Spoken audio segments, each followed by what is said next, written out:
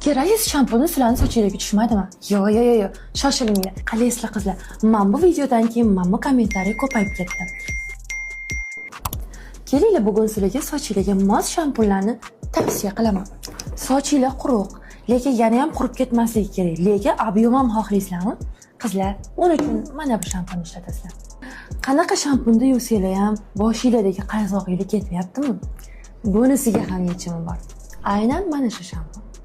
Sochlarni rangini chiqazganinglardan keyin sochinglar juda ham quruq bo'lib ketadi. Uning uchun ham yechimi bor. Men buni o'zim ishlataman qizlar. Mana sochim asvetleniyadan keyin ko'proq buni ishlatadigan bo'ldim.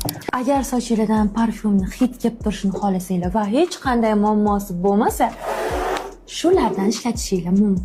Shampun yaxshi yoki yomon mahsulot emas. Bu vosita. Agar u sizga mos kelmasa, albatta sizga qarshi ishlaydi. Muammo har doim ham shampunda emas. Ba'zida bizning tanlovimizda ham. Faqat bitta iltimos, negativ yozishdan oldin shampunlarni sochingizga to'g'ri tanlang.